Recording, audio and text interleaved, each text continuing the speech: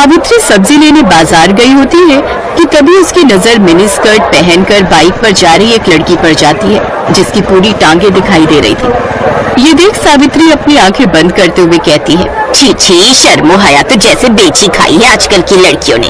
कैसे कैसे कपड़े पहनकर घूमती हैं। अरे इतने छोटे कपड़े तो हमारे जमाने में 5 साल की बच्चियां भी नहीं पहनती थी, जितनी अब 25 साल की पहनती है। बुड़बुड़ाते हुए सावित्री घर आती है जहाँ वो टीवी पर सूर्य ग्रहण की खबर देखती है। क्या आज सूर्य ग्रहण है? ठीक है, तो जब तक ग्रहण है कोई भी खाना नहीं खाएगा। और तू बड़ी बहू, तू खाने में तुलसी के पत्ते डाल दे। सर पर घूंघट ओढ़े रेखा मुंडी हिलाती है। कुछ देर बाद सूर्य ग्रहण लग जाता है। तभी रेखा का पति ऑफिस से थका हारा घर आता है और फ्रिज में से ब्रेड जैम लगाकर खाने लगता है। ये देख सावित्री गुस्से में चिल्लाते हुए कहती है, हे राम, कर दिया ना अपशगुन। भला ग्रहण में कौन खाना खाता है? क्या माँ, अब भूख लग रही है तो कुछ खाओ भी ना क्या? ठीक ही तो कह रहा है वो। अब ये सब पुराने विचारों को त्याग भी दो सावित्री। आप तो चुप ही रहिए। और तू बड़ी बहू, यहाँ खड़ी खड़ी मेरी शक्ल क्या देख रही है? तू इसे रोक नहीं सकती थी? माँ जी वो मैं। अब क्या बकरी की तरह मैं कर रही है? अपना पल्लू ठीक करिए सर से, खिसकना नहीं चाहिए। बहुएं जितनी मर्यादा में रहें उतनी ही अच्छी लगती हैं। अरे हम भी थे, जितना मर्जी काम करते थे, लेकिन मजाल है कि कभी घूंघट सर से सरका हो। 3-3 मटके पानी के कुएं से उठा कर लाना, भैंसों का, खेतों का सब काम देखना। कितना काम होता था हमारे जमाने में, लेकिन एक आजकल की बहुओं को तो आटा गूंथने से लेकर बर्तन धोने तक हर काम के लिए बस एक मशीन चाहिए। और छोटे छोटे कपड़े पहनकर इनसे किटी पार्टी करवा लो बस। लेकिन मेरे घर में ये सब नहीं चलेगा। मेरे घर में बहुएं हमेशा घूंघट में और साड़ी में ही रहेंगी, इसलिए ध्यान रहे आगे से ये पल्ला खिसके ना तेरे सर से। ची माँ जी, ध्यान रखूंगी। ये है सावित्री देवी, जिसे मॉडर्न कपड़ों वाली लड़कियां बिल्कुल भी पसंद नहीं थी। सावित्री के 2 बेटे थे। बड़े बेटे की शादी हो चुकी थी। बड़ी बहू रेखा बिल्कुल अपनी सास के कहे पर चलती थी, लेकिन फिर भी सावित्री उससे कभी खुश नहीं रहती थी। वो उसके किसी न किसी काम में कमी निकाल ही देती थी। एक रोज जब रेखा अपने कमरे में दिन में आराम कर रही थी तो सावित्री अचानक से उसके कमरे में आती है। तब रेखा करवट बदल रही होती है, जिससे उसकी कमर दिख जाती है। ये देख सावित्री जोर से चिल्लाती है, छी छी छी छी छी छी छी छी, बस इसी बात का डर था मुझे। सारी शर्मो हया बेच खाई है। माँ जी आप, लेकिन हुआ क्या? क्या होना है? करवट लेते वक्त तेरी कमर दिखी कैसे? आज के बाद ऐसा हुआ ना तो अच्छा नहीं होगा बहू। और इस तरह बंदिशों में रेखा ने अपनी शादी का पूरा 1 साल काट लिया और उसकी फर्स्ट एनिवर्सरी पर उसका देवर राहुल दिल्ली से कानपुर आया। भाभी, मुझे ना आप सबको कुछ बताना था, तो मुझे लगा इससे अच्छा दिन भला क्या ही होगा। वो मेरे ऑफिस में मेरे साथ संध्या काम करती है, अच्छे परिवार से है, अच्छा कमाती भी है, और मैं उससे शादी करना चाहता हूँ। मतलब लव मैरिज? हाँ माँ, लव मैरिज। क्यों, कोई प्रॉब्लम है? नहीं नहीं, मुझे भला क्या दिक्कत होगी? तुझे पसंद है लड़की तो फिर हमें भी पसंद है। ये सावित्री का सिद्धांत भी समझ नहीं आता। जो डरता है तो उसे और डराती है, और जो सुनता ही नहीं उसकी बात झट से मान जाती है। चुप करिए जी। अब उस शहरी लड़की के पीछे अपने बेटे को तो नहीं खो सकती ना, कहीं उसके लिए सब छोड़कर ही चला गया तो। इसीलिए तो चुपचाप इस शादी के लिए हाँ कर दी। एक बार घर में आ गई तो फिर रेखा और उसमें कोई फर्क नहीं कर पाएंगे। सावित्री अपने छोटे बेटे की शादी के लिए मान जाती है। वो 1 महीने बाद दोनों की शादी करवा देते हैं। शादी के बाद दिल्ली से कानपुर कार में आते आते भारी भरकम लहंगे में संध्या काफी थक जाती है और वो एक जगह होटल के पास गाड़ी रुकवाती है। ड्राइवर, गाड़ी रोको, मुझसे अब और ये नहीं पहना जा रहा, ये भारी भरकम लहंगा। राहुल तुम यही रुको, मैं अभी चेंज करके आती हूँ। कुछ देर बाद गाड़ी आकर उसके ससुराल रुकती है। फिर पीछे से संध्या स्कर्ट और टॉप पहनकर सर पर शादी का दुपट्टा लिए निकलती है। संध्या को इस रूप में देखकर सभी हैरान रह जाते हैं। राहुल बेटा, ये सब बेटा 2 जोड़ी में लड़की मांगी थी, इसका मतलब ये नहीं कि ये सचमुच ही 2 जोड़ी में आ जाएगी। वो माँ, दूर का सफर था ना, और इसने लौटते वक्त लहंगे पर ही वोमिट कर दी, इसीलिए जो इसके हाथ में लगा इसने पहन लिया। ये राहुल का बच्चा झूठ क्यों बोल रहा है? चलो संध्या, माँ के पाँव छुओ। हैं? अरे नहीं नहीं, तुम रहने दो। अगर तुम झुकी तो न जाने क्या क्या झुक जाएगा। ओह थैंक्स, वैसे मैं खुद झुकने के मूड में नहीं थी। वो क्या है ना, मैं बहुत थक चुकी हूँ। वैसे माँ जी, हमारा बेडरूम कहाँ है? वो क्या है ना, मैं पहले बाथ शावर लेना चाहती हूँ। और राहुल डार्लिंग, तुम ना प्लीज मुझे बॉडी मसाज दे देना। आज सचमुच मुझे बहुत थकावट है। बताओ ना माँ जी, बेडरूम कहाँ है? संध्या, बस 2 मिनट, माँ गृह प्रवेश कर ले। और प्लीज थोड़ा जल्दी कीजिए ये सब formalities. I am really so tired. Savitri को मन ही मन बहुत गुस्सा आ रहा था, लेकिन वो कर भी क्या सकती थी। उसने चुपचाप उनका गृह प्रवेश करवाया और बहू बनकर संध्या अपने ससुराल आ जाती है। लेकिन संध्या के कपड़े देख सावित्री डर गई। ये नई बहू तो कुछ ज्यादा ही मॉडर्न कपड़े पहनती है। अरे पढ़ी लिखी नौकरी वाली है तो क्या हुआ, सर पर नाचेगी, जो मर्जी रुमाल जितने कपड़े पहनेगी। कहीं कल मुंह दिखाई पर इसने कुछ बेढंगे से कपड़े पहन लिए तो नहीं, इसे मुझे ठीक करना ही होगा। ये सोचकर सावित्री संध्या के कमरे में जाती है। अरे नई बहू, दिखा तो कल मुंह दिखाई पर क्या पहनने वाली है। ये वाली साड़ी कैसी है माँ जी? अच्छी है, लेकिन काला रंग, शादी के बाद ये सब रंग ना कुछ अच्छे नहीं लगते। और वैसे भी ये सिर्फ ब्लैक नहीं है, देखो इसके बॉर्डर पर रेड कलर भी है। जो भी हो, लेकिन तू ऐसी साड़ी नहीं पहनेगी। चल अब मुझे अपनी साड़ियां दिखा, मैं बताती हूँ तुझे कौन सी पहननी है। संध्या सावित्री को अपनी सभी साड़ियां दिखाती है, जिसमें से गुलाबी रंग की साड़ी देख सावित्री कहती है, हाँ ये वाली, ये अच्छी रहेगी, इसे ही पहन तू। जी माँ जी।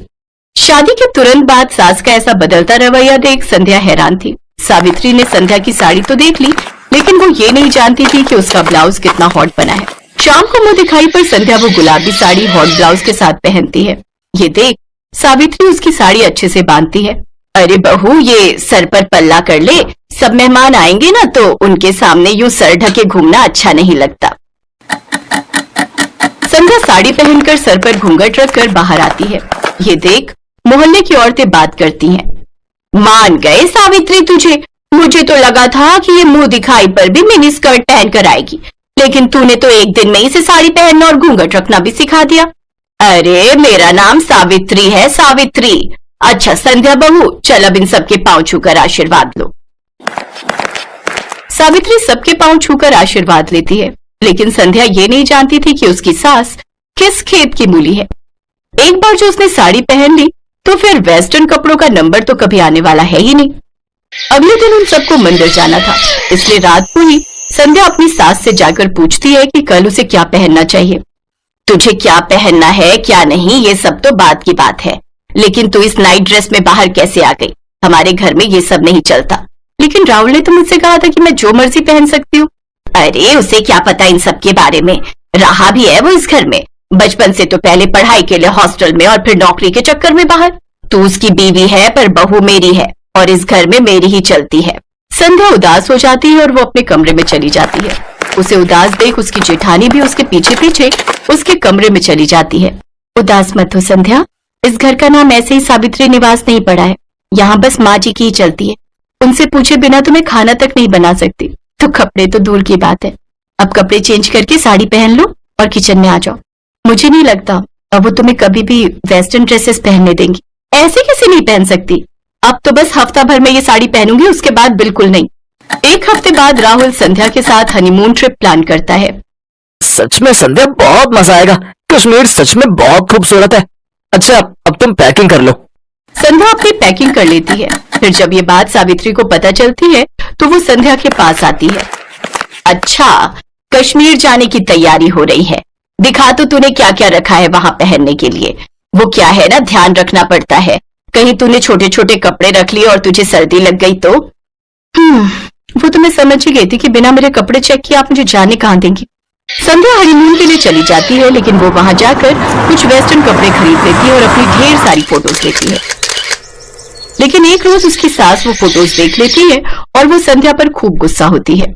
लेकिन तभी वहां सावित्री की सास रत्ना आ जाती है, जो काफी बूढ़ी होती है, लेकिन उन्होंने भी टी शर्ट और पैजामा पहना होता है, साथ ही चश्मा भी लगाया होता है। बताओ भला क्या बुराई है इन कपड़ों में? मुझे देखो, मैं क्या इन कपड़ों में बुरी लग रही हूँ क्या?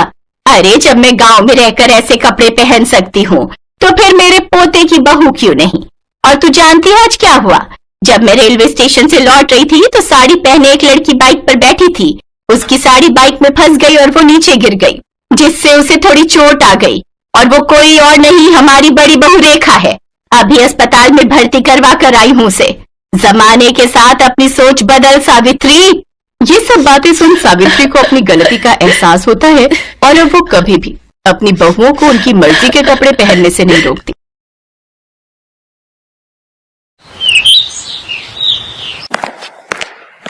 आज फिर इन दोनों बहनों ने इतनी पी ली कि इन्हें चलने तक का भी होश नहीं। गलती मेरी ही है। बिन माँ की बच्चियों को प्यार देने की चाह में इतना सर चढ़ा लिया कि इनके सही बुरे पर ध्यान ही नहीं दे पाया, और आज नौबत यहाँ तक आ गई है कि ये दोनों पूरी तरह बिगड़ चुकी हैं। अपनी दोनों जवान बेटियों की हरकतों को देखते हुए धनराज सेठ उनके लिए लड़के तलाशने शुरू कर देता है। फिर कुछ दिनों में उनकी शादी अपने बराबर के घराने में कर देता है, जहाँ उनकी सास राजरानी हाथों में आरती की थाली लिए उनका स्वागत करती है, जिसे देख सुनैना और मलाइका अपने घूंघट को हटाते हुए कहती हैं, और फो सासू मॉम, अब ये सब ताम झाम बंद भी करो। हम ससुराल आई हैं, कोई सरहद पर जंग लड़ने नहीं आई है जो आप ये सब ड्रामे कर रही हैं। ये कहकर दोनों बहनें बिना कलश गिराए ही अपने कमरे में चली जाती हैं। उनका ऐसा व्यवहार देखकर राजरानी और उसके बेटे निखिल और रोहित हैरान रह जाते हैं। अगले दिन वो दोनों सुबह 10 बजे सोकर उठती हैं। फिर राजरानी उनसे कहती है, अरे ये क्या बहुओं, अभी तक तुम दोनों नहाई नहीं।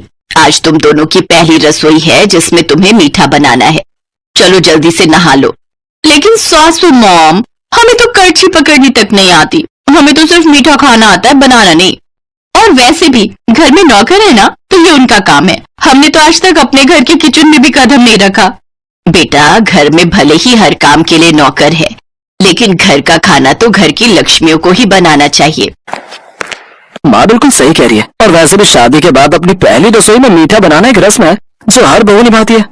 ओफो, मायके में हमारा बाप कम था जो अब यहाँ तुम दोनों भी लेक्चर देने लग गए।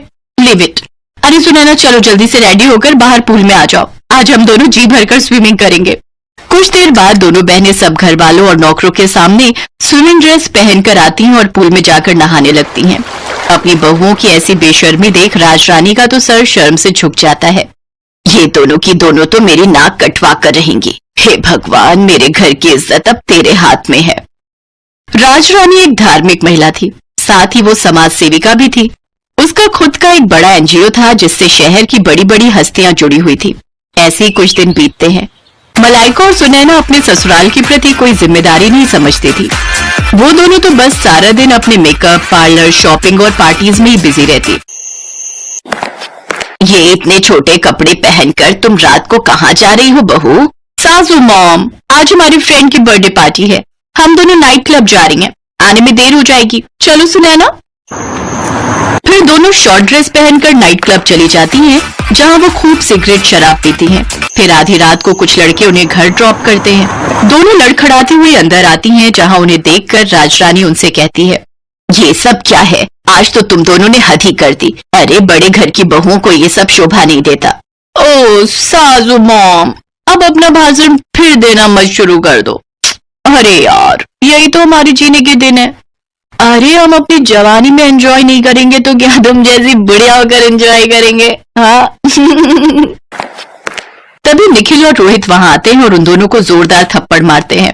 ये देखकर दोनों बहनों को बहुत गुस्सा आता है और वो भी अपने पतियों के मुंह पर थप्पड़ कस देती हैं। हम आज के जमाने की लड़कियां हैं, मुंह तोड़ जवाब देना बहुत अच्छे से जानती हैं, तो ऐसी गलती फिर मत करना। फिर दोनों अपने कमरों में लड़खड़ाते हुए चली जाती हैं। ऐसे ही समय बीता। फिर एक रोज सुनैना और मलाइका अपने घर में लेटी थी, तो उनके फोन पर एक मैसेज आता है जिसमें शहर के बाहर एक फार्म हाउस में रेव पार्टी का इनविटेशन होता है। Oh wow, rave party!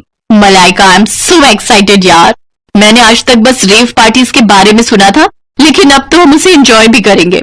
Of course, अगर लाइफ में हर चीज का मजा नहीं लिया तो क्या किया? We will definitely go there.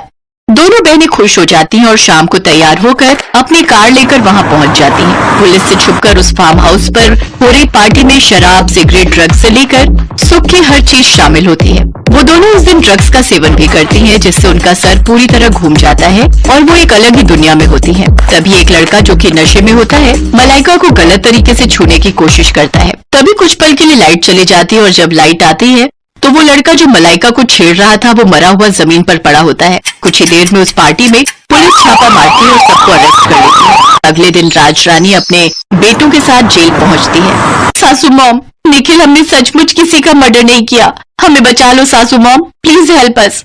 हाँ रोहित, हमारा ट्रस्ट करो, हमें फंसाया जा रहा है। हमसे बहुत बड़ी गलती हो गई जो हम उस पार्टी में गए। आज के बाद हम कोई पार्टी नहीं करेंगे और ये सब काम सच में छोड़ देंगे। तुम दोनों को अपनी गलती का एहसास हो गया, यही काफी है। आकाश, यहाँ आ जाओ।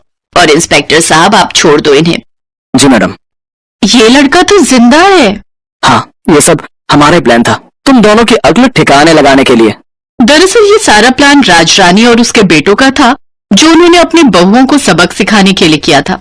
उन्होंने ही अपनी पहुंच का इस्तेमाल करते हुए इस पार्टी का आयोजन किया और ये सब ड्रामा रचा। लेकिन इससे मलाइका और सुनैना को अच्छा सबक मिला और वो दोनों अब बेशर्म से संस्कारी बहुएं बन गई, जो अपने परिवार के साथ अच्छे से अपनी गृहस्थी चलाने लगी।